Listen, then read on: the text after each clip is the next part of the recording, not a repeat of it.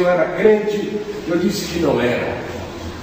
Disse, é porque Deus está me revelando que você é um pregador da palavra de Deus. Imediatamente o trem parou, ele desembarcou e seguiu viagem 2 ou 3 estações adiante, tomado por um impulso maior ainda.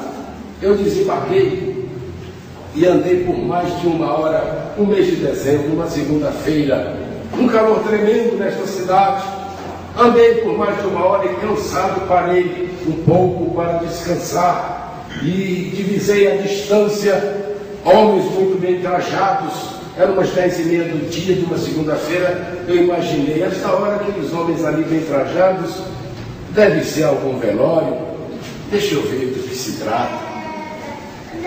Chegando em frente lá, irmãos, estava assim na fachada do prédio, Assembleia de Deus. E eu entrei, a porta estava aberta, eu entrei, alguém se dirigiu a mim, eu alto lá porque eu vou entrar e rezar um pouquinho. Olha, irmãos, eu não sei se naquele dia foi reza, se foi prece, ou se foi oração. Eu sei que foi o dia do meu encontro com Jesus. Ele me levou naquela igreja. E depois, ali dentro daquela igreja, eu descobri que aquela igreja era a igreja daquele pastor que eu não quis ficar no dia do seu enterro. E esse meu encontro foi ali, no Belenzinho, e foi o enterro do pastor Cícero, porque esse nome eu não esqueci porque estava lá no quadro. Então veja como Deus fez, irmão. Eu não quis ficar naquele enterro, naquele culto, seja lá o que for, porque era de um pastor, e que os pastores iriam me convidar para ser crente. E eu querendo me livrar disso, não trabalhei, fui embora naquele dia, não atendi. Mas Deus me segurou e falou, agora vou te levar aonde aquele pastor militou a vida toda. E é lá que você vai me conhecer. E foi ali que eu me encontrei com Jesus, no culto dirigido pelo pastor Silvinho Pedro. E até hoje, irmãos, servindo ao Senhor. Mas muita coisa e muitas pessoas também me perguntam por que eu troquei de religião. Eu não troquei de religião, irmãos. Porque a palavra religião dizem que deriva do latim religare, que é religar o homem a Deus. Ah, mas e o católico? A palavra católica é universal. Eu também. Mas Deus me mostrou muitas coisas. Um dia eu estava na paróquia, notem bem, irmãos, era uma época de quaresma, e nesta época a gente coloca do lado de fora para ser venerada a imagem de Cristo morto. E um homem entrava à igreja num dia daqueles, ele muito preocupado, em altos brados, pedindo socorro, e se abraçava aquela imagem e pedia que ela o ajudasse. E eu simplesmente ali, conversando com ele, mandei que ele pedisse socorro a Nossa Senhora do Perpétuo Socorro, foi o que me veio a ideia. E daí um pouco ele foi embora. Meses mais tarde, ele me aparece muito bem vestido e diz, seu padre, lembra de mim? Eu não lembro do senhor, não. Ele me contou a história e disse-me o seguinte, naquele dia eu saí daqui, ali embaixo, um homem me deu um folheto, e à noite eu fui naquele endereço, era uma igreja evangélica. E lá, naquela noite, Deus resolveu o meu problema. E hoje vou querer testificar. Foi o Deus que fez isto. Olha, irmãos, vi Deus operar milagres. Isso também ajudou a que eu viesse para este caminho, me fortaleceu. Eu vi uma mulher morta. Ela estava prestes a ter o seu filho e caiu. E a criança morreu imediatamente, porque ela caiu assim de bruços, não é? Uma altura até grande. E ela ficou roxa e imediatamente foram levadas ao hospital. E eu estava, um pastor me havia convidado para ir àquele culto. E eu estava lá no culto, prestando atenção às coisas. E entra uma mulher com uma peça de roupa e pedindo em altos brados que alguém orasse naquela roupa. E o pastor atendeu a oração, orou e despachou aquela senhora. Ela saiu correndo. Diz ela depois do testemunho que ao chegar no hospital a sua filha estava indo na maca para a sala de cirurgia porque os médicos iriam operar, pelo menos para salvar a mãe, porque a criança já estava morta.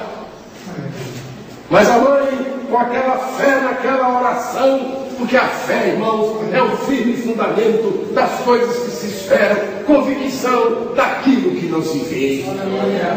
Nós não vemos Deus operar, mas nós sentimos a operação divina. Nós não vemos Deus curar, mas sabemos que nós não vemos Deus abrir uma porta de bênção, mas sabemos que Ele abre porta de bênção. Isso é a fé. E ela, com aquela fé, conta que jogou a roupa sobre a sua filha. E poucos minutos depois, irmão, ela não precisou ser operada, porque reviveu ela e também a criança. E eu comecei, irmãos, isso vem me trazendo mais firmes para este caminho sobre nós essa manhã. Me trazendo. Quando eu larguei tudo, saiba de uma coisa, irmãos, não importa qual seja a igreja católica, não importa, porque são várias. Às vezes nós pensamos que existe só uma igreja católica no mundo, né? Existem milhares delas. E seja qual for, o padre, o sacerdote, ele é sustentado por ela, o antigo, vive bem. E eu larguei tudo, eu não sabia fazer outra coisa. E eu fiquei desempregado. E faltou na minha casa o alimento. E eu pagava aluguel também. E fui informado. Acabou o mantimento. Só dá para fazer mais uma vez, que é amanhã. E eu fui ler a Bíblia e disse: Deus proverá. Igreja, um colega tinha dito que eu ia morrer de fome no meio dos crentes. E eu fiquei preocupado, porque realmente passar fome é uma coisa terrível, né, irmãos? Quem quer passar fome? Ninguém. Mas eu fiquei preocupado. Mas depois, tempo depois, eu aprendi que o Senhor cuida dos seus escolhidos. E eu disse lá em casa: Deus proverá. E Deus proveu a minha casa, até aqui me tem ajudado, meu Senhor, e nada me falta. Porque o Senhor é meu pastor, nada me faltará. Este é o Deus que eu passei a servir. Larguei depois de tantos anos, irmãos, e Ele me tem honrado, me tem abençoado. O meu filho, uma ocasião, pequenininho, teve uma enfermidade terrível, ferida em todo o seu corpo, de alto a baixo, não havia médico que conseguisse curar, e deu formiga na cama do meu filho, formigas grandes, enormes. E o corpinho dele sangrava muito. Eu disse: Senhor, cure meu filho. E Deus me fez compreender e falou ao meu coração: dê banho no menino. E eu dei banho no menino, irmãos, para a glória de Deus. Para a glória de Deus. 3 dias depois, o Senhor me deu meu filho completamente sarado. Aleluia. Ele é bom e a sua benignidade dura para sempre. Confie no Senhor, Ele pode curar você esta noite. Ele é o Deus que cura. Jesus diz aos seus discípulos: imporão as mãos sobre os doentes e os curarão. Vocês estão vendo as obras que eu faço, maiores do que estas, vocês também farão em meu nome, porque tudo que o Pai pedir em meu nome, crendo recebe. Ficai em Jerusalém, até que do alto sejais revestidos de poder, e ao poder do Espírito Santo. E aí, irmãos, minha vida continua, minha trajetória continua, em busca da perfeição. Mas teve um dia antes também da minha decisão por Jesus. Eu estava preparando uma procissão e estávamos preparando o andor, e entra um homem na igreja, eu acho que era um anjo do Senhor, e mandou que eu lesse na Bíblia Isaías 45:20. Quem pode ler para ver o que está escrito? Para ver que mensagem foi essa que o Senhor me mandou naquele dia, que o Senhor Deus me reservou especialmente naquela tarde. Isaías 45:20. Quem achou pode ler rapidinho. Congregai-vos e vinde, chegai-vos juntos, vós que escapastes das nações.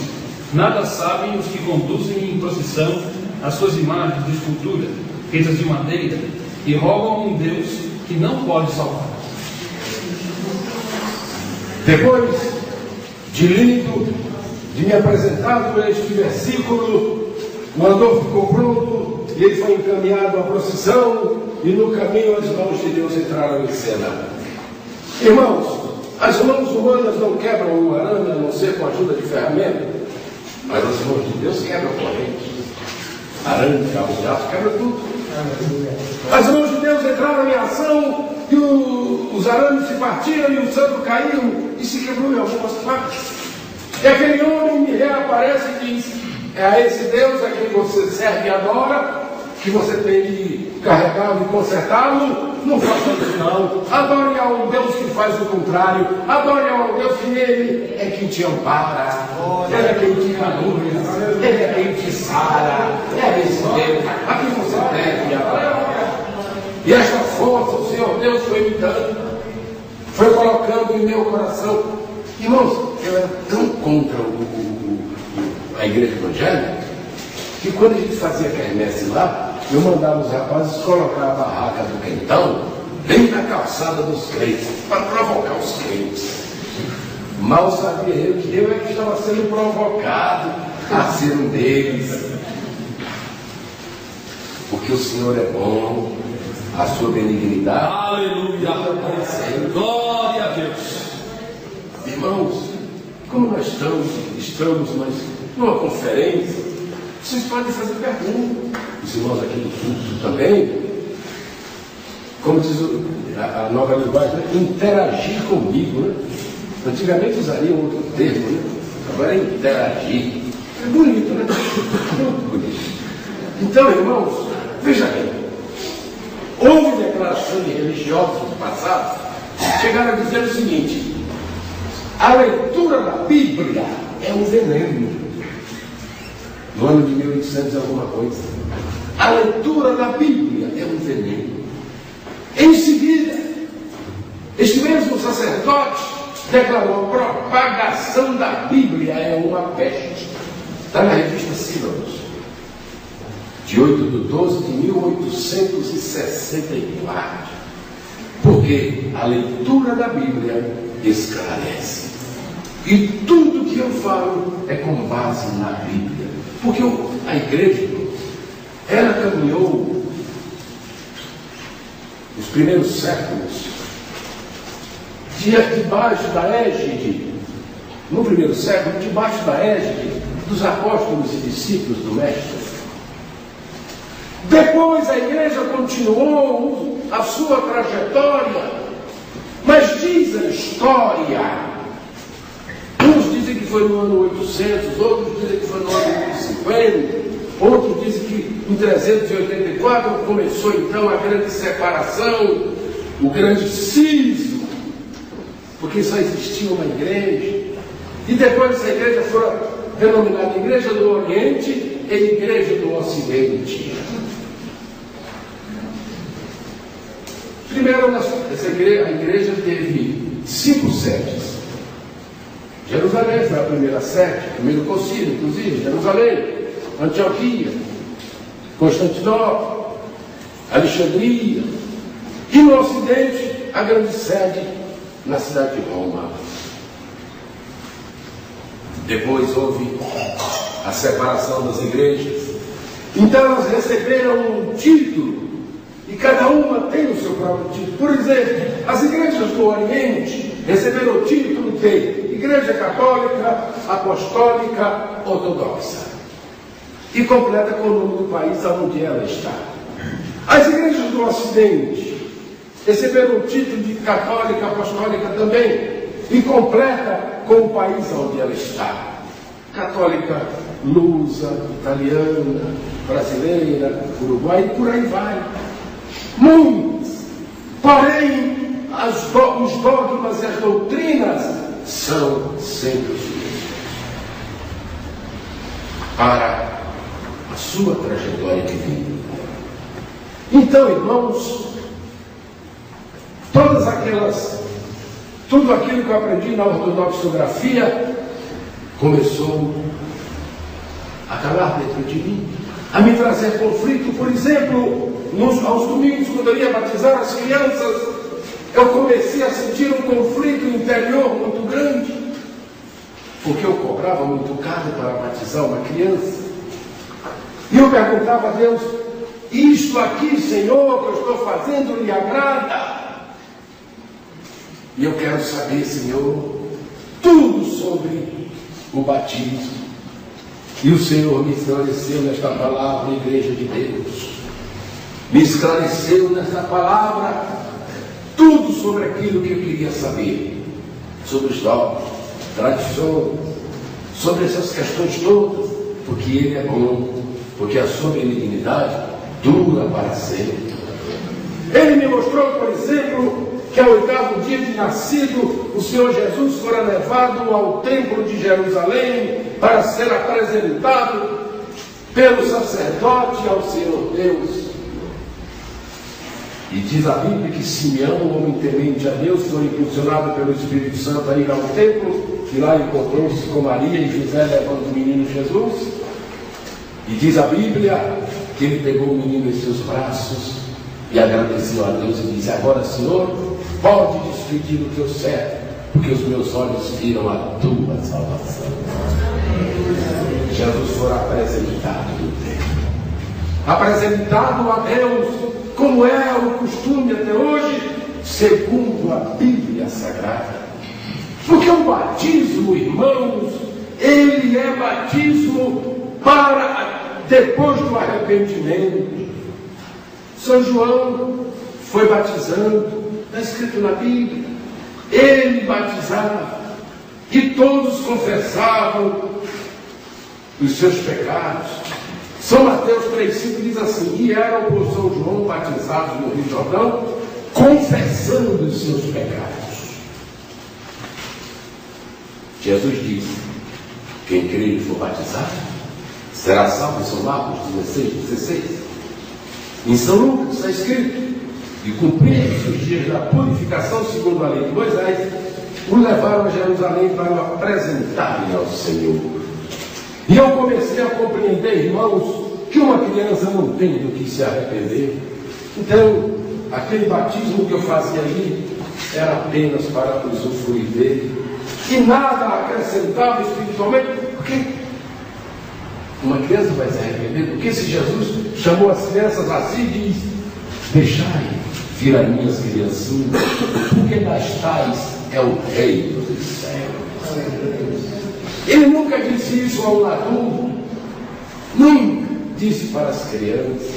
E então eu apresentei tudo isso ao Senhor, disse: Senhor, me dê forças para que eu siga a trajetória da sua palavra, da Bíblia, porque ele diz: examinai as Escrituras, são elas que de mim testificam. Então, irmãos, buscando mais entendimento nesta palavra, encontrei no livro de Baruque, capítulo 6, versículo 25. E o livro de Baruque é um livro considerado apócrifo por todas as igrejas cristãs. Diz assim: 100 pés são carregados nos ombros, mostrando sua falta de valor. Até quem cuida deles passa vergonha, pois se um desses cai no chão, ele que tem de levantá-lo. E confirmou Isaías 45, 20. Isto tudo aumentou o meu desejo de servir a este Deus. Embora eu tivesse medo de passar uma dificuldade maior, porque eu não conhecia este Deus em espírito e verdade como devemos conhecê-lo.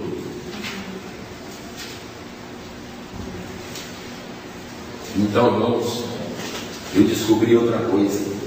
Eu descobri que muita coisa das quais eu ensinava, eu estava tirando atributos de Deus e colocando em outras pessoas.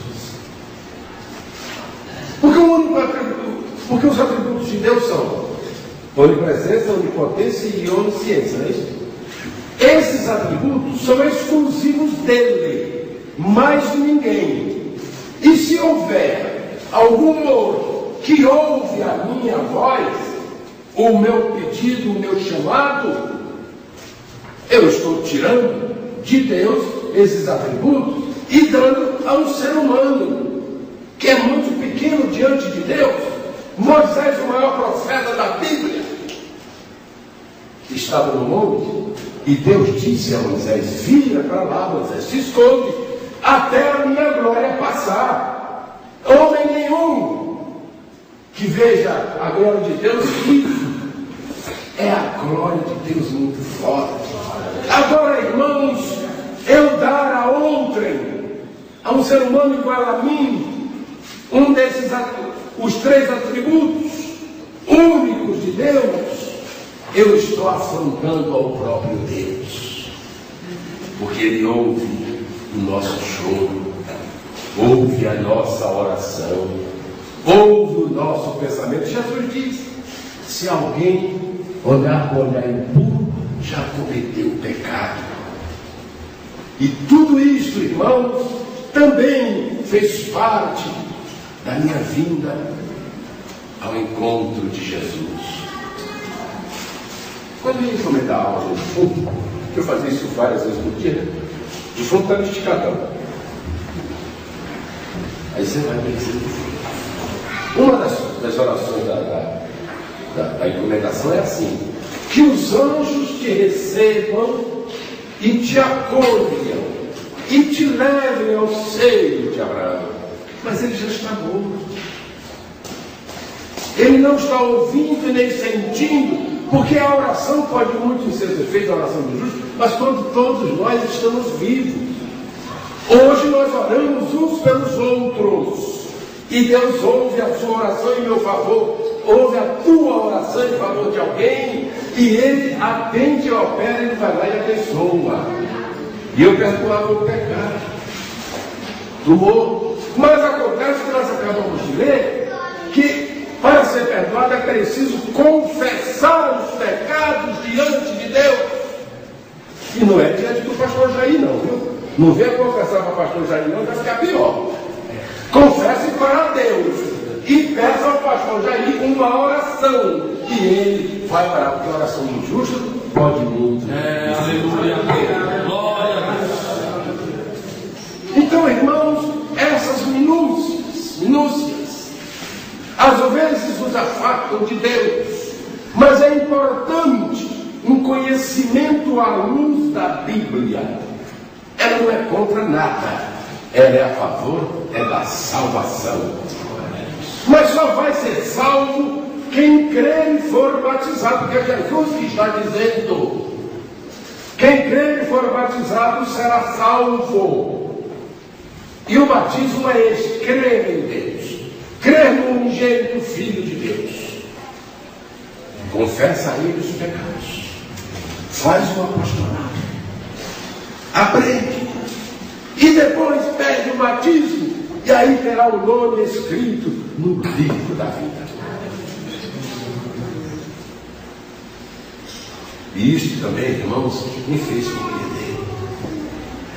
Eu participava de festa uma ocasião eu fiz uma festa para dizer 5.000 crianças num dia só. Cobrava R$50 no batizado.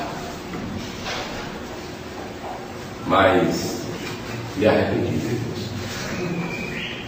E pedi perdão a Deus. Mas Ele me perdoou. Porque Ele é bom. Porque a sua benignidade dura para sempre. Aleluia. Aleluia.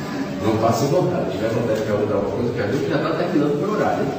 E o pastor Jair, logo no começo, já deu um puxão de orelha do pregador. Olha o tamanho. Aquele chama a mão. Ele fazia Deu uma puxada e foi uma benção. Não, porque tem pregador por aí, lá no Belém acontece muito isso, né? Já vou parar. Já estou parando. Só mais um. Então, irmãos, já que ninguém pergunta, vou falar uma outra coisa. Que também me chamou muita atenção. A questão que eu pregava sobre o purgatório. Então, o purgatório é o seguinte. Todo mundo aqui sabe, deve saber o que é o purgatório. Para o purgatório, quem vai? Vão para lá todos os pecadores. Mas aqueles que receberam a extrema-unção não vão para o purgatório. Quem recebe a extrema-unção não vai. Só vai quem não recebe. E depois, fui examinar a Bíblia. A Bíblia me diz que Deus aqui relata em sua palavra: existe céu para os salvos e inferno para os perdidos. E só não tem outro lugar intermediário, não. Isso aí é uma parte sacramental da igreja. Que existe sacramento, que é atitude, ação espiritual da igreja, de instituição divina. É sacramental, ação de instituição religiosa, de instituição humana, de instituição eclesiástica. E o purgatório não é sacramento, porque a Bíblia não consta este sacramento. O Salmo 97, versículo 7, 17, quer dizer, os ímpios serão lançados no inferno. Os ímpios serão lançados no inferno. E todas as gentes que se esquecem de Deus. Se esquecem de Deus e se lembram de tudo na vida, menos de Deus. É a Bíblia que relata. Eclesiástico, no capítulo 31, não se diz assim: não se esqueça da morte, não há retorno, por exemplo, um versículo muito grande. 38, também o 41 do livro do Eclesiástico, que não tem na Bíblia que nós usamos. Só tem nas outras Bíblias, nas Bíblias universais, na Bíblia católica. Então, irmãos, vai para o purgatório. Aquele que não passou pela extrema-unção. Agora ele sai de lá. Ele passa um tempo lá, uma fase, e ele sai de lá. Mas para ele sair, é só com reza, muita reza. Com muita missa. A missa tira o sujeito do purgatório. Mas a Bíblia relata isso que eu acabei de ler, e muito mais. Porque diz que na mansão dos mortos não há vida. Na mansão dos mortos, no livro do Eclesiástico, diz também que na mansão dos mortos ninguém ficará discutindo sobre a vida. Porque primeiro a vida, depois a morte, e então segue-se o juízo. É a Bíblia quem relata. Segue-se o juízo de Deus, o julgamento do Senhor, que todos ressuscitarão ao soar da última trombeta. Todos ressuscitarão. Uns para ir ao encontro de Cristo nos ares. Maria não ressuscitou. Não, Maria ainda não ressuscitou. Porque a Bíblia diz que a terra dará os seus mortos, as águas darão os seus mortos. 1 Coríntios 15, 52 está escrito: ao soar da última trombeta, os mortos. Incluiu tudo. Não diz que são os mortos diante diluviano, não diz que são os mortos de pós-diluviano, não diz que são os mortos depois do terremoto do Calvário. Todos os mortos ressuscitarão, irão ouvir aqueles que ressuscitarão para a salvação, irão ao encontro de Cristo nos ares. Os outros que não irão enfrentar o tribunal de Deus, o tribunal grande, como diz a palavra, e a missão ali está escrito abrir-se-ão ali livros, e o livro da vida. Quem não estiver escrito nele, não terá parte com Deus. Portanto, os apóstolos, os discípulos, os profetas, os juízes, os reis, São Joaquim, Santana, Pai de São João, Maria, São José, todos eles ressuscitarão no mesmo dia ao chamado de Deus. Após o chamado de Deus. Agora, que eles vão para o céu, vão. Que eles vão para o céu, vão. Eles estão garantidos. Não tenho dúvida disso, não. Agora eu estou lutando para chegar lá. E vamos lutar juntos. Então Maria irá entrar no céu, talvez na primeira fileira, ao encontro de Cristo.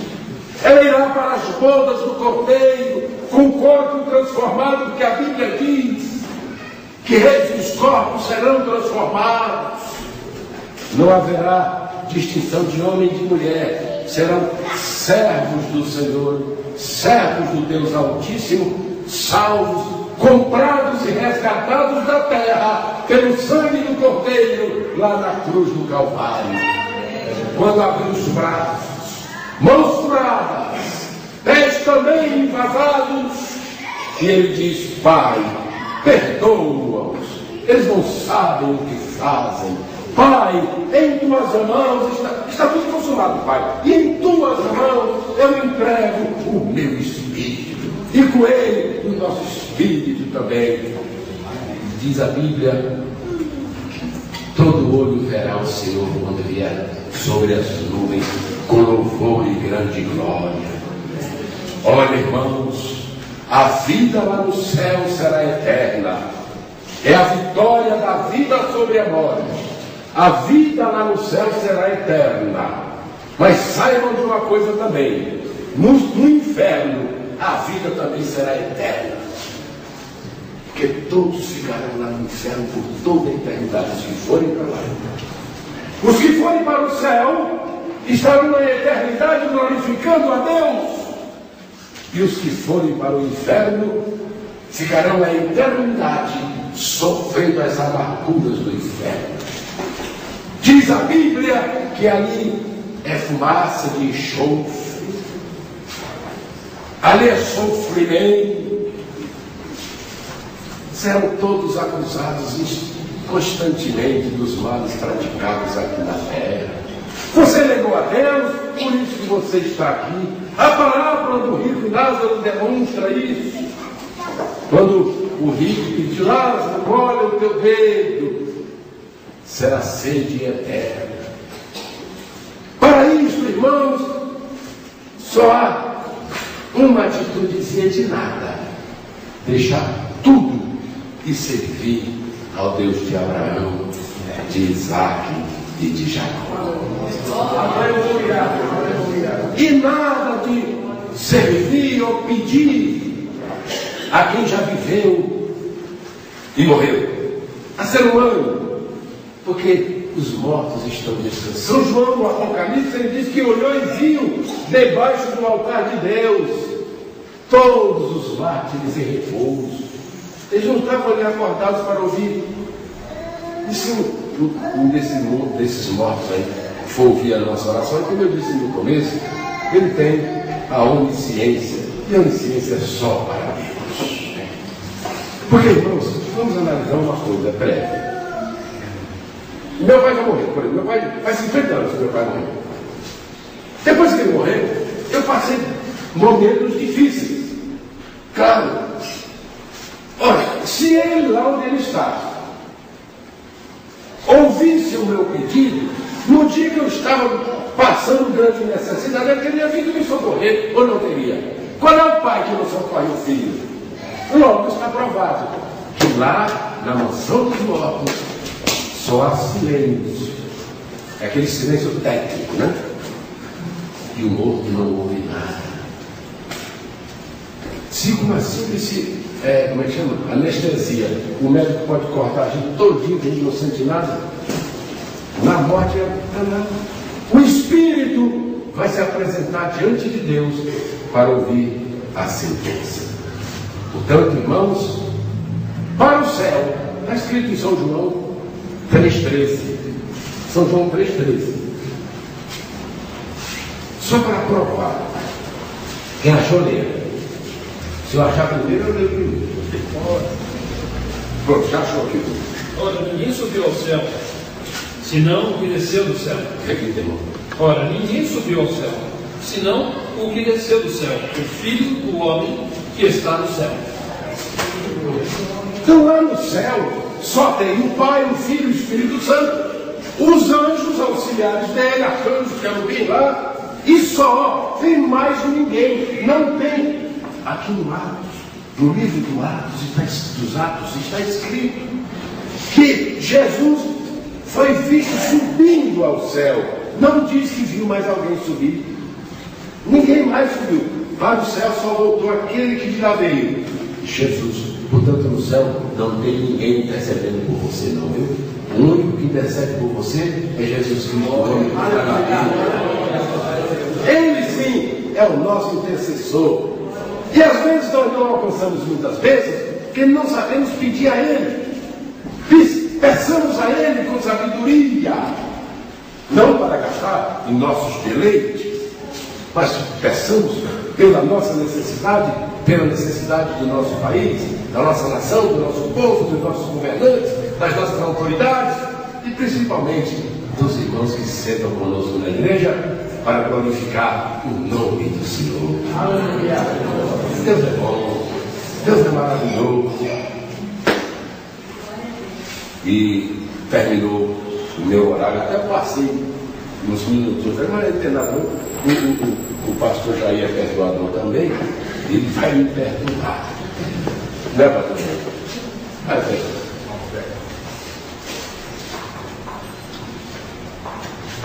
Eu escrevi, esse aqui é mais um livro que eu escrevi, intitulado Verdades e Mitos da Fé. E não é livro pirata, não, viu? É registrado, está vendo aqui?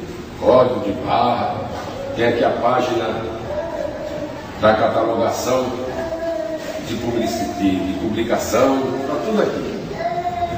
E aqui eu falo sobre ortodoxografia, que é o estudo dos dogmas e tradições. E eu não critico as ações da igreja que eu pertencia, não, eu não critico. Eu comparo com a Bíblia. Por exemplo, sobre a cruz, eu trago aqui a história da cruz, desde o início, até como ela foi inventada, e o que foi a cruz. A história completa aqui, os versículos que falam dela, as questões de Maria, do purgatório, a procissão, tudo aqui nesse livro, pequenininho para ficar fácil de ler. Desde presente, as pessoas, vamos esclarecer as pessoas, sem criticar a religião de A ou de B ou de quem quer que seja. Aprendamos de Deus. E um dia, eu estava na igreja e o pastor Severino perguntou: quem deseja hoje entregar-se a Jesus? Eu fui o primeiro a levantar a minha mão ali no Belém. 11 anos se passaram e eu continuo no Belém. Continuo no Belém. E a igreja sempre me recebe bem, porque é Cristo que nos recebe. E agora, eu pergunto, em nosso meio, há alguém que deseje entregar-se a Jesus, como eu fiz, como nós fizemos? Alguém que deseja cerrar fileiras conosco neste caminho?